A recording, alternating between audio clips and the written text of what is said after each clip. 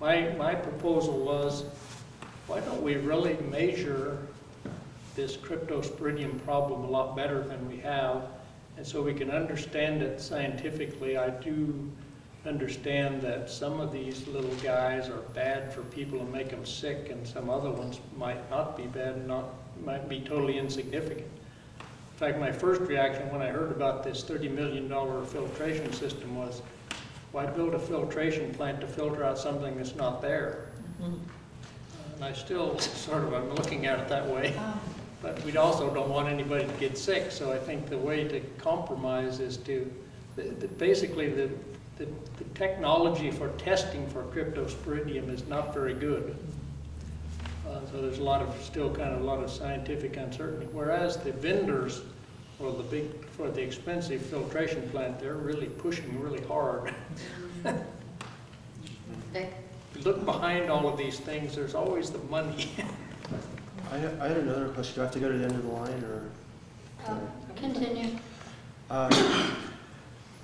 These big users of water, I was wondering who they are. I know they're not agriculture because they get water from the irrigation district. So are they golf courses, or who do we all subsidize?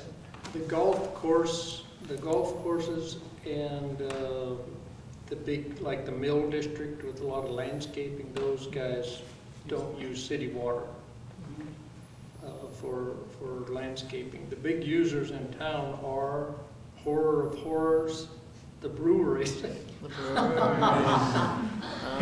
And there's a big commercial laundry that uses a lot of water and a lot of sewer. And the park district and the school districts use a lot of water. They do water a lot of, landscape and stuff. One of the, for something like a brewery, they use a lot of water for washing out their equipment and stuff, and it actually adds a lot of solids to the sewer line, which they have to pay extra for, so that's another thing we're working on with the city. As far as the landscaping, when you think about it, isn't it kind of dumb to use this highly filtered water to put out on the trees and the grass? Yes. I'm learning your language here. I wish we could do that at the same time. Yeah, you should do that. Vic, are you, Just another one. question?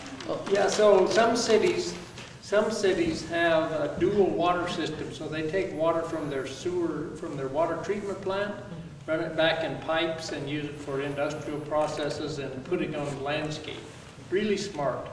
Not something they do here, though. Jim, first I want to thank you for coming. Oh, sure, I'm happy to. Thanks. And I'm concerned about the money. I'm concerned about the city of Bend. As near as I can tell, and please correct me, but and I won't hold you can say about. I see Bend sitting on maybe $60 million in bonds currently. What is the current city bond debt?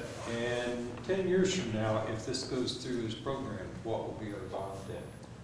Those are good questions. I don't know the amount of the current city indebtedness, but it is high, and I think probably in the range that you're talking. The water project, and of course the city's accounts are kind of separated, so to a certain extent when you borrow money for the water project, it's paid for by water bills, and so it's a little different from some other categories of debt, but all of them adding together is a big number, which will only grow, but according to Sonia, who is the finance director at the city, that they're within the capacity of the city to handle without losing its good bond rating. We sort of take that stuff on faith because she talks to these outside guys who come and assist the city when the city is trying to float some more bonds, because they're very sensitive to the rating, which should then determine what the interest rates are.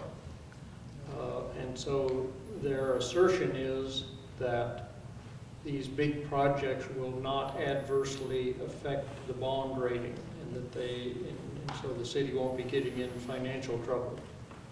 But I'm worried about it, yes.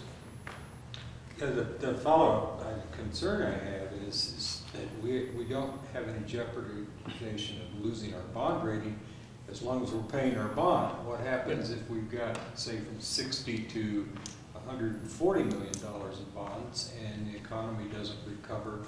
You know, I look at the horror stories in the Midwest, in Louisiana, Georgia, and Alabama, where very simplistic sewer systems have bankrupt cities.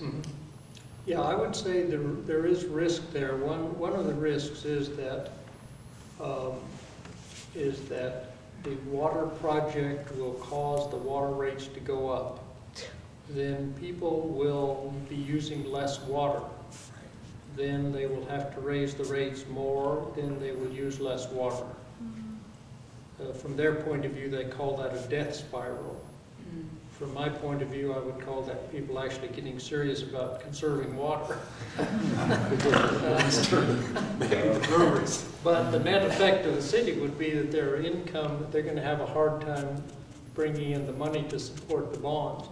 That's why I would take a much more conservative approach to these big construction projects that involve a lot of debt, and in particular, that's one of the main reasons I voted against the water project, is because this, even though 60 million they take in, how much do they take? I think I looked it on my little card.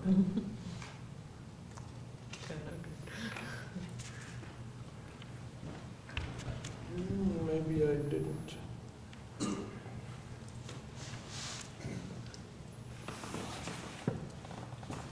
Anyway,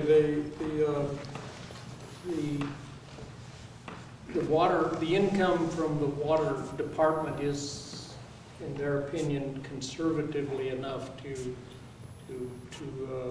support these bonds. And then, of course, the other general indebtedness of the city is paid by property tax revenue.